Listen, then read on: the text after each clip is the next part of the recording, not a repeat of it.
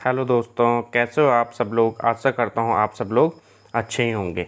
हाजिर हूँ मैं और स्वागत करता हूँ आपका आप ही के अपने चैनल एग्ज़ाम सक्सेस मंत्रा पे। तो दोस्तों, आपको पता है जैसे कि आजकल हमारे चैनल एग्ज़ाम सक्सेस मंत्रा पे एंशिएंट हिस्ट्री की नई सीरीज चल रही है, जिसके अंतर्गत हम इतिहास जानने के स्रोतों के बारे में अध्ययन कर रहे हैं। तो उसी के अंतर्गत कल हमने अपना जो टॉपिक देखा था, कल हमारा टॉपिक था मूर्तिकला, जिसमें हमने गांधार और मथुरा शैली के बारे में अध्ययन किया था। और आज का जो हमारा टॉपिक है वो मंदिर है ना। आज का हमारा टॉपिक मंदिर। तो यानी मंदिरों से हमें किस प्रकार प्राचीन भारत के इतिहास के बारे में पता चलता है और भारत में जो मंदिर बने हैं वो किस किस शैली में बने हैं, तो आज हम उनका अध्ययन करेंगे। यानी भारत में बनने वाली जितने भी मंदिर हैं वो किस किस शैली में निर्मित है उसका अध्ययन करेंगे। तो देखिए दोस्तों, सबसे पहले तो हम देखते हैं मंदिर हमें देखो कब से देखने को मिलते हैं, यानी जो वर्तमान स्वरूप मंदिरों को देखने को मिलता है वो कब से। वैसे तो अगर हम बात करें तो मौर्य काल से ही हमें थोड़ा मंदिर देखने को मिलते हैं। क्या कहते हैं? मौर्य काल से हमको मंदिर देखने को मिलते हैं, लेकिन जो मंदिरों का वर्तमान स्वरूप है वो वर्तमान स्वरूप हमें गुप्त काल से देखने को मिलता है। तो आपको याद रखना है, ठीक है। मंदिर के वैसे तो हल्के फुल्के या जो छोटे मंदिर हैं उनका निर्माण मौर्य काल में स्टार्ट हो गया था, लेकिन जो मंदिरों का वर्तमान स्वरूप है यानी भारत में सबसे पहले मंदिर का निर्माण गुप्त काल में देखने को मिलता है। जो हमें वर्तमान स्वरूप के मंदिर दिखाई देते हैं वो हमें गुप्त काल में देखने को मिलते हैं। अब अगर हम बात करें आगे, तो जो मंदिर निर्माण है वो 3 प्रकार की शैलियों में है। भारत में जो मंदिर निर्माण की शैलियाँ वो कितनी हैं? 3 शैलियाँ हैं। अगर हम बात करें तो पहली शैली आपकी कौन सी? पहली होगी आपकी नागर शैली। पहली शैली आपकी नागर शैली, दूसरी आपकी द्रविड़ शैली और तीसरी आपकी बेसर शैली। ठीक है, क्या क्या कहा? नागर शैली, द्रविड़ शैली और बेसर शैली। अगर बात करूं जो, तो ये नागर शैली है उत्तर भारत में देखने को मिलती है। कहाँ देखने को मिलती है? उत्तर भारत में देखने को मिलती है। बेसर शैली दक्षिण भारत को देखने में मिलती है। और जो द्रविड़ शैली है मध्य भारत, यानी जो विंध्य और सतपुड़ा के जो विंध्य पर्वत से लेकर कृष्णा नदी के बीच का क्षेत्र है वहाँ पर आपको द्रविड़ शैली देखने को मिलती है। तो क्या बताया मैंने आपके, जो भारत में मंदिर निर्माण की शैली है मुख्यतः 3 शैलियाँ हैं। एक होगी आपकी नागर शैली जो मुख्यतः आपके उत्तर भारत में देखने को मिलती है, यानी विंध्य की पहाड़ियों तक, विंध्य की पहाड़ियों से लेकर कश्मीर तक जो शैली देखने को मिलती है उसको हम क्या बोलते हैं? नागर शैली बोलते हैं। और द्रविड़ है ना, यानी जो दक्षिण भारत में देखने को मिलती है, संपूर्ण दक्षिण भारत से लेकर मैं बात करूँ तो जो कृष्णा नदी तक देखने को मिलती है उसको हम क्या बोलते हैं? बेसर शैली बोलते हैं। और जो द्रविड़ शैली यानी जो विंध्य से कृष्णा, विंध्य पर्वतमाला से लेकर कृष्णा नदी के बीच के क्षेत्र में देखने को मिलती है उसको क्या कहा जाता है? आपकी बेसर शैली कहा जाता है। तो चलिए दोस्तों, अब हम एक एक करके इन तीनों शैलियों का अध्ययन करते हैं कि इन शैलियों की क्या क्या विशेषता है, क्योंकि इनसे अक्सर ही क्वेश्चन पूछे जाते हैं। देखिए, मैं आपके लिए चित्र बना के भी लाया हूँ, तो आप उन चित्र को भी देखने की कोशिश कीजिए। ठीक है दोस्तों, देखिए तो जो हमारे पास है सबसे पहले आती है नागर शैली। क्या है नागर शैली? देखिए, मैं आपके चित्र बना के लाया हूँ, आप इस चित्र को ढंग से देखिए। देखिए, जो इसका पहला भाग है, जो इसका पहला भाग है, मैं अलग अलग कलर से कर देता हूँ, आप उसको ध्यान से देखिए। जो इसका पहला भाग है, तो जो पहला भाग ये है सबसे नीचे का भाग, जिसको मैं येलो कलर से कर रहा हूँ, इसको क्या कहा जाता है? इसको कहा जाता है चबूतरा, है ना। ये जो चबूतरा होता है, ये चबूतरा होता है, यानी जो मंदिर का आधार बना होता है ये मंदिर का चबूतरा होता है। इस चबूतरा को क्या कहा जाता है? इस चबूतरे को कहा जाता है जगती। क्या कहा जाता है इस चबूतरे को? इस चबूतरे को कहा जाता है आपका जगती। ठीक है, क्या कहा जाता है? इस चबूतरे को कहा जाता है आपका जगती कहा जाता है। देखिए, मैंने लिखा हुआ है जो चबूतरा होता है ये यानी काफ़ी ऊंचाई होती है इसकी। देखिए, यहाँ से लेकर यहाँ तक है ना, ये जो नीचे पूरा ये बना है इसको क्या कहा जाता है? जगती कहा जाता है। और इस चबूतरे के ऊपर एक और छोटा चबूतरा होता है। ये जो चबूतरा है इसके ऊपर आप एक और छोटा चबूतरा देख रहे होंगे जिसकी ऊंचाई थोड़ा कम होती है। इसे क्या कहा जाता है? इसे कहा जाता है पीठ। इस चबूतरे को क्या कहा जाता है? जिसकी ऊंचाई थोड़ा कम होती है उसे कहा जाता है पीठ। और देखिए, इस पीठ को कर रहा हूँ मैं ग्रीन रंग से। ये जो दूसरा भाग है ये क्या हो गया आपका? ग्रीन रंग से। इसको क्या कहा जाता है आपका? इसे कहा जाता है पीठ। तो ये दोस्तों आपको ध्यान रखने से कहते हैं हम पीठ। अब अगर हम यहाँ से ऊपर की तरफ चलें, है ना, तो ऊपर की तरफ चलें तो ऊपर क्या क्या दिखाई देता है हमको? देखिए, ये जो अगला भाग है ये वाला भाग, ठीक है, यानी गर्भगृह, इसको हम क्या कहते हैं? गर्भगृह। गर्भगृह से आप क्या समझे? जहाँ मुख्य देवता की प्रतिमा होती है उस भाग को क्या कहा जाता है? गर्भगृह कहा जाता है। क्या कहा? जहाँ मुख्य देवता की प्रतिमा होती है उस भाग को क्या कहा जाता है, गर्भगृह कहा जाता है। तो ये हो गया आपका गर्भगृह। इसमें क्या होता है, आपकी मुख्य देवता की प्रतिमा होती है। अगर हम इससे आगे चलें, है ना, इससे आगे जो एक चबूतरा सा होता है, क्या छत सी होती है, जिसे क्या कहते हैं, हम मंडप कहते हैं, है ना। जहाँ तो मुख्य देवता की प्रतिमा होती है उसे कहा जाता है गर्भगृह, और उसके आगे का जो भाग होता है उसको कहा जाता है मंडप। यानी जहाँ आपने देखा होगा अक्सर बहुत सारे लोग जमा होते हैं और उसके बाद फिर वो अंदर दर्शन करने जाते हैं। तो जहाँ पर बहुत सारे लोगों के जमा होने का स्थान होता है गर्भगृह के बाहर, उसको क्या बोला जाता है, चबूतरा बोला जाता है। और कुछ मंदिरों में क्या होता है, एक छोटा और ऐसा इस तरीके सॉरी ठीक है, जो क्या होता है इसके बाहर जमा होने का स्थान होता है उसे क्या कहा जाता है, मंडप कहा जाता है, उसे कहा जाता है मंडप। अब कुछ मंदिरों में क्या होता है, एक छोटा और भाग होता है जहाँ पर मतलब 2 मंडप बने होते है ना, तो एक छोटा होता है उससे छोटा, तो उसे क्या कहा जाता है, अर्ध मंडप कहा जाता है। अब देखिए जो मुख्य मंदिर के ऊपर जो भाग होता है, ठीक है, जो मुख्य मंदिर के ऊपर का जो भाग होता है उसे क्या कहा जाता है, शिखर कहा जाता है। उसे क्या कहा जाता है, शिखर कहा जाता है। जो आपने मंदिर के ऊपर त्रिभुजाकार भाग देखा होगा उसे क्या बोलते हैं, हम शिखर बोलते हैं। तो ये क्या हो गया, आपके मंदिर का शिखर हो गया। ठीक है, अब जो उत्तर भारत शैली यानी जो हमारे पास कौन सी शैली है, नागर शैली है। जो नागर शैली में जो शिखर होता है त्रिभुज रेखिया होता है, रेखिया होता है मतलब इस तरीके का होता है ना, क्या होता है, त्रिभुज के आकार का होता है, इसको हम क्या बोलते हैं, रेखिया बोलते हैं। तो यानी उत्तर भारत में जो त्रिभुज क्या पाया जाता है, जो शिखर पाया जाता है, शिखर कैसा होता है, रेखिया होता है। और शिखर के ऊपर भी फिर क्या होता है, शिखर के ऊपर होता है फिर आपका एक आधार होता है, यानी इस तरीके के एक आधार होता है। उस आधार को क्या कहा जाता है, आमलक कहा जाता है। ठीक है, मैंने आपको अलग अलग कलरों से दिखा के बता दिए हैं सारे। ठीक है, तो जो मुख्य मंदिर के ऊपर जो भाग होता है उसको क्या कहा जाता है, आधार होता है, उसको क्या कहा जाता है, आमलक कहा जाता है। और आमलक के ऊपर क्या रखा होता है, कलश रखा होता है। तो ये हो गया आपके उत्तर भारत मंदिर में पाए जाने वाले जो मंदिर है, नागर मंदिर की शैली। तो एक बार मैं आपको फिर से बता देता हूँ नीचे से। देखिए सबसे नीचे वाला भाग जो ऊंचा चबूतरा होता है उसे कहा जाता है जगती। जगती के ऊपर एक छोटा चबूतरा होता है जिसे कहा जाता है पीठ। और जिस स्थान पर मुख्य देवते का प्रतिमा होती है उसे क्या कहा जाता है, गर्भगृह। गर्भगृह के आगे भक्तों के लिए जमा होने का जो स्थान कहा जाता है उसे क्या कहा जाता है, मंडप। और किसी किसी मंदिर में क्या होता है, एक छोटा और भाग होता है जहाँ देवता जहाँ मतलब भक्तजन एकत्रित हो सकते हैं, उसे अर्ध मंडप कहा जाता है। ये मुख्य मंडप की तुलना में थोड़ा छोटा होता है। और गर्भगृह के ऊपर जो त्रिभुजाकार आकृति होती है उसे क्या कहा जाता है, शिखर कहा जाता है। और उत्तर भारत में ये रेखीय शिखर पाए जाते हैं।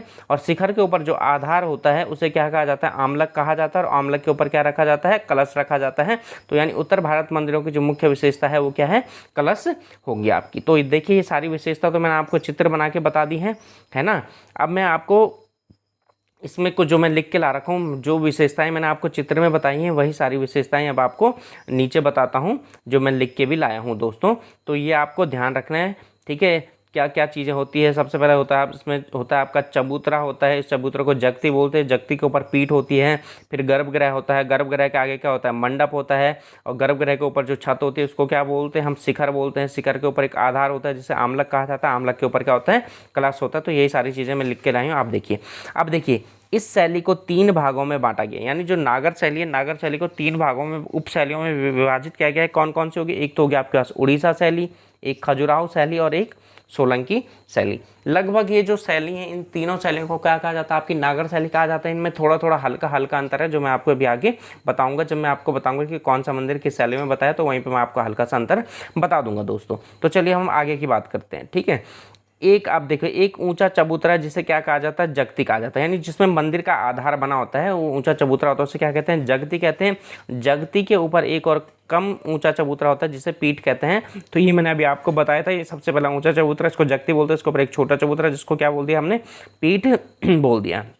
चलिए अब देखिए आगे, जिस स्थान पर मुख्य देवता की प्रतिमा होती है उसे गर्भगृह कहते हैं। और गर्भगृह के बाहर के स्थान को मंडप कहते हैं। और मंडप भक्तजनों के एकत्रित होने के लिए होता है। यहाँ पर आप कीर्तन भजन इत्यादि कर सकते हैं।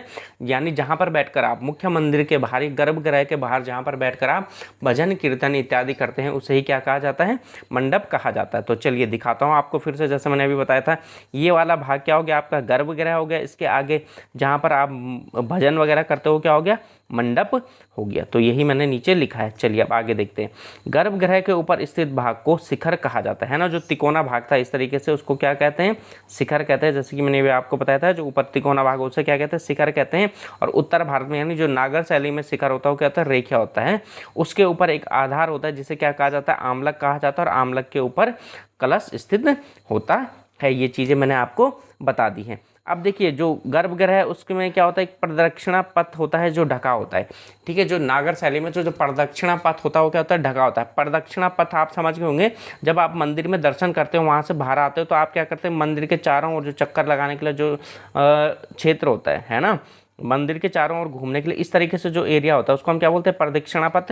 तो अक्सर जो लोग उत्तर भारत में रहते हैं तो उन्होंने देखा होगा कि जब वो मंदिर के इस गर्भगृह के चारों तरफ घूमते हैं तो वो भी क्या होता है, छत से ढका होता है। तो ये बात कहाँ पाई जाती है, आपकी नागर शैली के मंदिरों में पाई जाती है।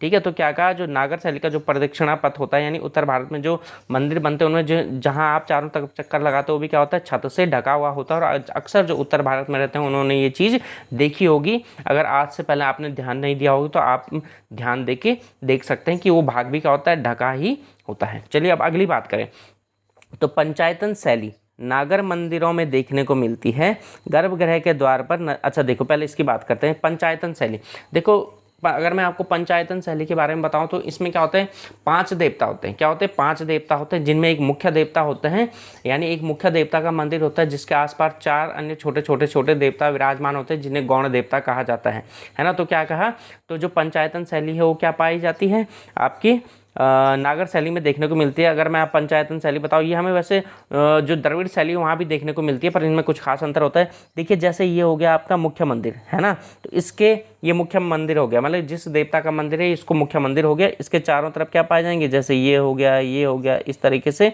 ठीक है, छोटे छोटे अन्य मंदिर पाए जाएंगे। इस तरीके का एक मंदिरों का संग्रह होगा। 4 मंदिर किनारे होंगे, एक मंदिर बीच में होगा। तो इस प्रकार के जो मंदिर होते हैं उन्हें क्या बोला जाता है, पंचायतन मंदिर कहा जाता है। और जो नागर शैली में जो पंचायतन मंदिर बनते हैं उनमें क्या होता है, जो सभी हैं यानी 5 मंदिर के ऊपर क्या पाया जाता है, शिखर पाया जाता है। क्या कहा, यहाँ पर जो 5 मंदिर होते हैं 5 मंदिर के ऊपर क्या होता है, शिखर होता है। ठीक है, यानी जो 5 के 5 मंदिर है, चाहे वो मुख्य मंदिर हो चाहे गौण मंदिर हो, सबके ऊपर क्या पाया जाता है, शिखर पाया जाता है। दोस्तों ये आपने ध्यान रखना है। उसके बाद गर्भगृह के द्वार पर ठीक है नदी देवी यानी गंगा यमुना आदि की प्रतिमाएं लगी होती है ना, जो मैंने आपको गर्भगृह का द्वार बताया था। ठीक है, जो गर्भगृह का द्वार यानी ये हो गया, ये मुख्य द्वार हो गया, यहाँ पर अंदर जाने के लिए द्वार होगा। तो यहाँ पर क्या होती है, नदी देवी यानी गंगा या जो यमुना माता है उनकी क्या लगी होती है, आपकी प्रतिमा लगी होती है। तो ये आपने ध्यान रखना है। तो चलिए अब हम आगे करते हैं। चलो तो ये तो हो गया हमारा किस चीज़ का बात हो गया। ठीक है, ये बात होगी हमारी जो मंदिर शैली थी वो हमने पूरी कर ली। चलो तो दोस्तों अब मैं आपको एक बार क्या कर देता हूँ, पूरा मंदिर दिखा देता हूँ एक बार, ताकि आप ध्यान रखें। तो ये है आपका पूरा मंदिर बना हुआ है। जो नीचे वाला चबूतरा है, ये जो नीचे वाला भाग है, इसको हम क्या बोलते हैं, जगती बोलते हैं। ज़्यादा ऊंचाई का होता है, उसके ऊपर कम ऊंचाई का एक चबूतरा होता है जिसको पीठ बोलते हैं। ये हो गया आपका गर्भगृह, जहाँ पर आपके क्या है, मुख्य देवता का मंदिर है। गर्भगृह के ऊपर की जो तिकोने आकार की छत होती है उसको क्या बोलते हैं, हम शिखर बोलते हैं। शिखर के ऊपर एक आधार होता है, उस आधार को आमलक कहा जाता है। और आमलक के ऊपर क्या रखा होता है, कलश रखा होता है। और गर्भगृह के आगे जहाँ पर भक्त लोग एकत्रित होते हैं उसे क्या कहा जाता है, मंडप कहा जाता है। कहीं कहीं एक छोटा और भाग होता है जिसे अर्ध मंडप कहा जाता है। तो दोस्तों ये हो गया हमारे मंदिर का एक ओवरव्यू जो मैं आपको बता चुका हूँ। चलिए अब दोस्तों एक और इंपॉर्टेंट चीज़ें बता दो आपको। ठीक है, ग्वालियर किले में स्थित तैली का मंदिर द्रविड़ शैली में बने। अब देखो ग्वालियर कहाँ है, एमपी में स्थित है, यानी ये विंध्य से ऊपर का भाग है ना। तो मैंने अभी आपको क्या बताया, जो विंध्य पर्वत से ऊपर के भाग है वहाँ मुख्यतः कौन सी शैली पाई जाती है, नागर शैली पाई जाती है। लेकिन जो ग्वालियर किले में स्थित जो तैली मंदिर है वो कौन सी शैली में बना है, द्रविड़ शैली में बना है। तो इसलिए आपके लिए ये इंपॉर्टेंट है, मैंने यहाँ पे आपके लिए लिख के ले आया हूँ ताकि आपको याद क्या हो, कन्फ्यूजन ना हो। क्योंकि और पेपर में अक्सर यही पूछता है, क्योंकि हमें क्या लगता है, जो भी कॉम्पिटिटर होते हैं उन्हें ये लगता है कि भाई ये तो उत्तर भारत में बना है तो ये क्या होगा, नागर शैली में बना होगा। लेकिन जबकि ये क्या है, द्रविड़ शैली में बना हुआ है। तो ये चीज़ आपको ध्यान रखनी है। चलिए अगर हम बात कर लेते हैं मुख्य जो हमारे पास इंपॉर्टेंट नागर शैली में बने हुए मंदिर हैं उनकी बात कर लेते हैं। देखो जो भीतरगांव मंदिर है कानपुर, ये कौन सी शैली में बना है, नागर शैली में है। 10 अवतार मंदिर कहाँ है, झांसी है ना, यूपी में। लक्ष्मण मंदिर हो गया ये भी। अब देखो कंदरिया महादेव मंदिर है खजुराहो एमपी में है ना, ये कहाँ है, खजुराहो एमपी में है। ये कौन सी शैली में बना है, ये कौन सी शैली में बना है, नागर शैली में बना है और नागर की भी खजुराहो शैली में बना है। आप देखो जो खजुराहो शैली होती है उसमें दीवारों के दोनों तरफ नक्काशी होती है, यानी जो आपकी मंदिर की दीवार है उसके बाहर तरफ भी नक्काशी होगी और अंदर की तरफ भी क्या होगी, नक्काशी होगी। तो ये आपको ध्यान रखना है। लिंगराज मंदिर भुवनेश्वर उड़ीसा में है ना। अब देखो जो नागर शैली होती है ना, नागर शैली को हमने 3 भागों में बांटा था। एक तो कौन सी शैली बताई थी मैंने आपको दोस्तों, एक शैली बताई थी मैंने आपको खजुराहो शैली, है ना। तो जो खजुराहो शैली है यानी एमपी में पाई जाती है, इसमें क्या है, अंदर और बाहर दोनों तरफ नक्काशी होती है। दूसरी मैंने आपको उड़ीसा शैली बताई थी, तो उड़ीसा शैली में केवल बाहर की तरफ ही नक्काशी होती है। मंदिरों में जो नक्काशी क्या होती है उनमें केवल बाहर की तरफ होती है। चलो दोस्तों अब 2 और देख लेते हैं हम, ठीक है। एक आता है आपका सूर्य मंदिर कोणार्क उड़ीसा, तो ये कौन सी शैली में बना होगा, उड़ीसा शैली में बना होगा। तो इसमें भी क्या होगी, केवल बाहर की तरफ नक्काशी होगी। और अगला आता है सूर्य मंदिर मोढेरा गुजरात, है ना। तो ये क्या है आपका, ये आपकी सोलंकी शैली में बना है। गुजरात शासक कहाँ स्थित है, आपके जो सोलंकी शासक थे वो गुजरात की तरफ स्थित है, तो ये सोलंकी शैली में बना हुआ है। अब देखिए उसकी एक खास विशेषता है, इसमें क्या पाया जाता है, जलाशय पाया जाता है। अगर मैं आपको एक चीज़ और बताऊं जो मैं शायद बताना भूल गया हूँ, ये है कि जो भी आपकी नागर शैली में मंदिर बने हैं तो उनमें जलाशय देखने को नहीं मिलता, यानी मंदिर के भीतर कहीं भी आपको जलाशय देखने को नहीं मिलता। जैसे आप लोग कभी स्वर्ण मंदिर गए होंगे तो आपने देखा होगा कि वहाँ मंदिर के अंदर जलाशय बना हुआ हाथ पैर धुलने के लिए। तो यानी उत्तर भारत में जितने भी मंदिर बने हुए हैं, इस यहाँ के मंदिरों में कहीं भी आपको जल कुंड देखने को नहीं मिलेगा, क्योंकि उत्तर भारत में अनेक छोटी मोटी नदियाँ निकलती रहती है और अक्सर जो मंदिर हैं वो इन सभी मंदिर नदियों के किनारे स्थित हैं। जैसे आप बद्रीनाथ, केदारनाथ, गंगोत्री, यमुनोत्री या टपकेश्वर महादेव, आप जहाँ भी जाते हो यहाँ मंदिर बने हुए हैं, तो आपको अक्सर वो मंदिर नदी तट पर या किसी छोटी धारा के तट पर दिखाई देंगे। जिस कारण क्या होता है, अगर हमें मंदिर में प्रवेश करना है तो उससे पहले हम अपने हाथ पैर या जो भी धुलने हैं, ठीक है, या जल लेना है तो उस स्थान से ले लेते हैं। तो इस कारण क्या होता है, उत्तर भारत तो यानी नागर शैली में जो भी मंदिर बने हैं उनमें जलाशय हमें देखने को नहीं मिलता है। लेकिन इसका एक अपवाद है, गुजरात में मोढेरा का जो सूर्य मंदिर है उसमें अपवाद है, उसमें क्या है, आपको जलाशय देखने को मिलता है दोस्तों। तो चलिए ये थी बात। अब हम बात करते हैं अगली शैली की, जिसको हम क्या कहते हैं, द्रविड़ शैली। तो देखिए दक्षिण भारत के मंदिर द्रविड़ शैली में बने हैं, है ना। तो जो आपकी कृष्णा नदी के दक्षिण में जितने भी मंदिर बने हैं वो सारे के सारे क्या बने हैं, द्रविड़ शैली में ही बने हैं। तो चलिए अब हम थोड़ा द्रविड़ शैली को देख लेते हैं, इसमें मंदिर किस किस प्रकार के बने होते हैं और मैं आपको बता भी देता हूँ कौन कौन से होते हैं। देखिए दोस्तों सबसे पहले तो जो सबसे निचला चबूतरा होता है, जो ऊंचा होता है, सबसे ऊंचा होता है, उसको क्या बोलते हैं, जैसे हमने पीछे भी देखा था उससे बोला जाता है जगती, है ना। यहाँ पर मैंने ऊंचाई भले कम बना रखी हो लेकिन आप कंफ्यूजन नहीं होना। ये जो सबसे नीचे का भाग हो गया इस तरीके से, इसको क्या बोला जाएगा, ये जगती बोला जाएगा। ये पहला चबूतरा होगा, ये इसको सबसे ऊंचा होता है, पहले चबूतरे को क्या बोला जाता है, जगती बोला जाता है। फिर इसके ऊपर एक कम छोटा चबूतरा होता है, इसके ऊपर क्या होता है, एक छोटा चबूतरा होता है जिसको क्या बोलते हैं हम, पीठ बोलते हैं, ठीक है। जो हमने पीछे भी देखा था उसके ऊपर कम ऊंचाई का एक चबूतरा होता है जिसे क्या बोला जाता है, पीठ बोला जाता है। और इसके ऊपर यहाँ पर क्या होता है, पीछे तो जो नागर शैली थे तो नागर शैली में 2 ही चबूतरे होते थे, एक को जगती बोला जाता था, एक को पीठ बोला जाता था। लेकिन यहाँ पर आपका एक और चबूतरा देखने को मिलता है, यहाँ पर आपका एक और चबूतरा देखने को मिलता है जिसे क्या बोला जाता है, अधिष्ठान बोला जाता है। और इसकी ऊंचाई जो पीठ होती है उससे भी कम होती है, यानी सबसे ऊंचा ये होगा, उसके बाद आपका कौन होगा, पीठ होगा उससे ऊंचा, ठीक है दोस्तों। उससे ऊंचा कौन सा हो जाएगा, आपका पीठ हो जाएगा। तो उससे ज़्यादा ऊंचा ये पीठ होता है और फिर उससे कम ऊंचा कौन होता है, आपका जो तीसरा होता है, यानी जिसे हम क्या बोलते हैं, अधिष्ठान बोलते हैं। तो उससे कम ऊंचा कौन हो जाएगा, आपका अधिष्ठान हो जाएगा।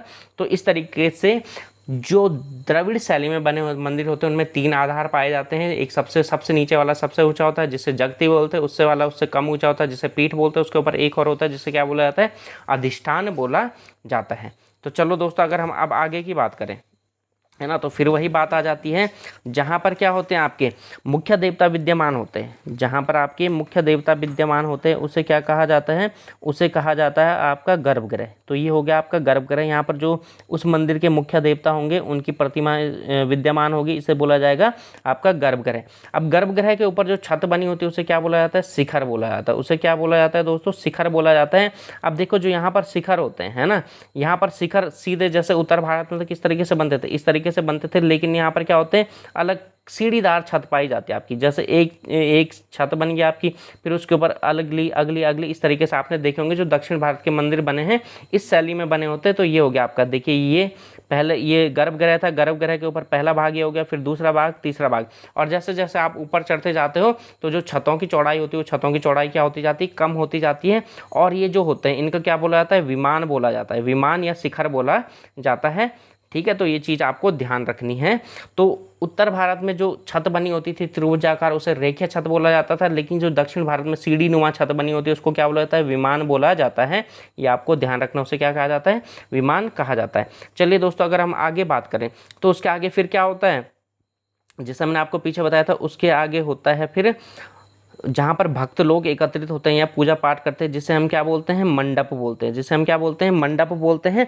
और मंडप के आगे फिर क्या पाया जाता है, यहाँ पर अर्ध मंडप भी पाया जाता है। उत्तर भारत में तो किसी मंदिर में अर्ध मंडप पाया जाता है, किसी में नहीं पाया जाता है, वो डिपेंड करता है। लेकिन जो दक्षिण भारत के मंदिर होते हैं वहाँ मंडप भी पाया जाता है और उसके आगे एक छोटा और अन्य भाग पाया जाता है जिसे अर्ध मंडप कहा जाता है, यानी यहाँ पर दोनों पाए जाते हैं। अगर हम बात करें तो जो मंदिर का क्या होता है, गर्भगृह होता है, गर्भगृह और मंडप के बीच में, ठीक है, गर्भगृह और मंडप के बीच में एक छोटी सी गली होती है जिसे क्या कहा जाता है, अंतराल कहा जाता है। क्या कहा, गर्भगृह और मंडप के बीच में एक छोटी सी गली होती है जिसे क्या कहा जाता है, अंतराल कहा जाता है। और जो मंदिर का मुख्य द्वार होता है, ठीक है, जो दक्षिण भारत में जो मंदिर का मुख्य द्वार होता है वो भव्य बना होता है, ठीक है, बहुत ऊंचा बना होता है, जबकि उत्तर भारत में इस तरीके के द्वार हमें देखने को नहीं मिलते। तो जिसे क्या कहा जाता है, जिसे कहा जाता है गोपुरम। ठीक है, तो दोस्तों ये चीज़ आपने ध्यान रखनी है, जो दक्षिण भारत में जो मंदिर होते हैं उनका मुख्य द्वार बहुत ही विशाल बना होता है जिसे गोपुरम कहा जाता है। तो ये आपको ध्यान रखनी है। और गोपुरम के साथ साथ यहाँ पर जलाशय भी पाए जाते हैं। जो दक्षिण भारत के मंदिर होते हैं वहाँ क्या होते हैं, मंदिर के अंदर कहीं ना कहीं आपको छोटे छोटे तालाब या जलाशय भी देखने को मिलते हैं। तो ये चीज़ें आपने ध्यान रखनी है। अब देखिए मैं आपको एक सारा मंदिर की झलक दिखला देता हूँ एक बार। सबसे नीचे का भाग क्या कहलाता है आपका, जगती, उसके ऊपर जो छोटा, उससे छोटा आधार होता है उसका पीठ कहते हैं, उसके ऊपर का जो छोटा आधार होता है अधिष्ठान कहते हैं। और जहाँ पर आपका मुख्य देवता पाया जाता है उसे गर्भगृह कहा जाता है। गर्भगृह के ऊपर जो छत होती है वो सीढ़ी नुमा बनी होती है जिसे क्या कहा जाता है, विमान कहा जाता है। उसके आगे जहाँ पर भक्तजन एकत्रित होता है उसे मंडप कहा जाता है। मंडप और गर्भगृह के बीच में एक गली होती है जिसे अंतराल कहा जाता है। और जो मंदिर का मुख्य द्वार होता है वो क्या होता है, भव्य होता है, जिसे क्या कहा जाता है, गोपुरम कहा जाता है। तो ये सारे की सारे आपके दक्षिण भारतीय यानी द्रविड़ शैली के मंदिरों की विशेषता है। चलिए हम बात करते हैं आगे। जो मैंने आपको बताया वही सारी चीज़ें मैं लिख के भी लाया हूँ, ठीक है। अब देखिए जगती जुगती तो मैंने आपको सब पीछे बता दें। तो यहाँ पर देखिए इसमें मंजिलदार छत पाई जाती है ना, जिसे क्या कहते हैं, विमान कहते हैं। और ये बहुत ऊंचे होते हैं, ठीक है। उत्तर भारत के जो शिखर होते हैं वो या जो छत होती है वो उतनी ऊंची नहीं होती, लेकिन जो दक्षिण भारत की होती है वो क्या होती है, बहुत ही ऊंची होती हैं। इस शैली में मंडप और अर्ध मंडप पाए जाते हैं ना। जैसे कि मैंने बताया पीछे, तो मंडप और अर्ध मंडप अर्ध मंडप हो भी सकता है, नहीं भी हो सकता, लेकिन यहाँ पर मंडप और अर्ध मंडप दोनों ही पाए जाते हैं। मंडप और गर्भगृह के बीच एक गलियारा पाया जाता है जिसे क्या कहते हैं, अंतराल कहते हैं। ये मैंने आपको बता दिया है, ऊपर चित्र में सारा दिखा चुका हूँ। इस शैली के मुख्य द्वार बहुत ऊँचे होते हैं जिन्हें क्या कहा जाता है, गोपुरम कहा जाता है। ये भी मैंने आपको बता दिया। इसमें जलाशय भी पाया जाता है, ये भी मैंने आपको बता दिया है। इसमें भी पंचायतन शैली पाई जाती है, इसमें भी पंचायतन शैली पाई जाती, परंतु इनमें केवल मुख्य मंदिर के ऊपर ही शिखर होता है, जबकि ठीक है, जबकि नागर शैली में अन्य मंदिरों के ऊपर भी क्या पाया जाता था, आपका शिखर पाया जाता था। ये मैंने आपको बताया था, ठीक है। ये मैंने आपको बताया था कि जो क्या होता है, इसमें भी पंचायतन शैली पाई जाती है, परंतु इसमें केवल जो मुख्य मंदिर होता है उसी के ऊपर शिखर पाया जाता है, जबकि नागर शैली में सभी के ऊपर शिखर पाया जाता है दोस्तों। तो ये मैंने आपको बताया था। अब देखिए यहाँ पर क्या है, गर्भगृह के द्वार पर यक्ष और यक्षिणियों की मूर्तियाँ पाई जाती है। जो वहाँ थे तो वहाँ नदी देवी की मूर्ति पाई जाती थी, प्रतिमाएँ पाई जाती थी गर्भगृह के मुख्य द्वार पर। लेकिन जो दक्षिण भारत में या जो हमारी द्रविड़ शैली में मंदिर बने होते हैं उनके गर्भगृह पर यक्ष और यक्षिणियों की प्रतिमाएँ पाई जाती है। अब इसके उदाहरण देख लिया, वृद्धेश्वर मंदिर होगी जो तंजावुर में है, और शिव मंदिर गंगैकोंड चोलपुरम का जो शिव मंदिर है वो भी द्रविड़ शैली में बना है। अब देखिए दोस्तों, मैंने एक शैली और बताई आपको, कौन सी शैली है इसमें हमारी, बेसर शैली। कौन सी शैली, बेसर शैली है। तो बेसर शैली में क्या है हमारा, वो देख लेते हैं हम एक बार, ठीक है दोस्तों। चलिए हम बेसर शैली का अध्ययन कर लेते हैं। ये आखिरी शैली है। विंध्य और कृष्णा नदी के बीच में जो मंदिर बने हैं वो कौन सी शैली में बने हैं, बेसर शैली में बने हैं। अब देखिए बेसर शैली में जो प्रदक्षिणा पथ होता है वो क्या होता है, ठीक है, ज़्यादा सुसज्जित होता है। प्रदक्षिणा पथ खुला होता है और क्या होता है, खुले प्रदक्षिणा पथ पाए जाते हैं। यानी यहाँ पे जो चारों तरफ घूमने का स्थान होता है, मंदिर के गर्भगृह के चारों घूमने का, वो खुला होता है और ज़्यादा सुसज्जित मंडप पाए जाते हैं ना। मंडप क्या होते हैं यहाँ पर, ज़्यादा सुसज्जित होते हैं, यानी जहाँ पर भक्तगण ठहरते हैं वो क्या होता है, ज़्यादा सुसज्जित होते हैं। अब देखिए दोस्तों, यहाँ पर एक आखिरी बात अगर मैं करूँ, है ना, तो ये समझ में आ गया आपका, जो आपकी बेसर शैली है द्रविड़ और नागर शैली का ही मिश्रण है। तो ये हो गया आपका खत्म। आपसे कई बार पूछा जाता है कि जो बेसर शैली है वो किस किस मंदिर शैली से मिलकर बनी है, तो जो आपकी नागर शैली और द्रविड़ शैली है, इन दोनों ही शैलियों का जो मिश्रण होता है वो आपकी बेसर शैली में देखने को मिलता है। तो ठीक है दोस्तों, आशा करता हूँ मेरे द्वारा आपको जो जानकारी दी गई है वो आपको समझ में आई होगी, और आपको निश्चित ही रूप से आप चाहे कोई भी एग्ज़ाम दीजिए आपके लिए अवश्य ही फ़ायदेमंद होगी। तो देखिए दोस्तों, जो भी मैंने आज आपको बताया है आप ये देख सकते हैं, हमने उसका अध्ययन कर लिया है। आज हमने मंदिरों के बारे में पढ़ा, ठीक है, उत्तर भारत में मंदिर किस शैली के बने होते हैं मैंने आपको बता दिया, नागर शैली क्या होती है, नागर शैली की विशेषता मैंने आपको बता दी, ठीक है, जो द्रविड़ शैली है ना, दक्षिण भारत शैली में जो मंदिर बनते हैं जिसको हम द्रविड़ शैली कहती है, उसकी विशेषता क्या होगी, किस किस तरीके से बने होते हैं वो भी मैंने आपको बता दिया है, ठीक है। और इन दोनों शैलियों को मिलाकर जो एक तीसरी शैली बनती है जिसे हम क्या बोलते हैं, बेसर शैली बोलते हैं, कहाँ पाई जाती है वो भी मैंने बता दिया, और क्या क्या उसकी विशेषताएं होती हैं। तो ठीक है दोस्तों, आज के लिए हम इतना ही रखते हैं। कल हम देखेंगे स्तूप, है ना। देखो, मंदिर अलग चीज़ होगी और स्तूप अलग चीज़ होगी, है ना। स्तूप बौद्ध धर्म से संबंधित होते हैं, तो और कुछ कुछ थोड़ा बहुत आप बोल सकते हो जो हमारा मतलब जो हमारा हिंदू धर्म है उससे भी संबंधित कहीं कहीं स्थानों पर आपको स्तूप देखने को मिलते हैं। तो जो कल का हमारा टॉपिक होगा वो क्या होगा, स्तूपों के बारे में हम कल अध्ययन करेंगे और देखेंगे स्तूपों में क्या क्या विशेषता होते हैं, किस प्रकार से उनका निर्माण किया जाता है। तो ठीक है दोस्तों, तो इसी प्रकार आप हमारे चैनल एग्जाम सक्सेस मंत्रा से जुड़े रहिए, स्वस्थ रहिए, मस्त रहिए, पढ़ते रहिए और हमारा चैनल एग्जाम सक्सेस मंत्रा देखते रहिए। लास्ट तक खतरनाक, देखते रहिए।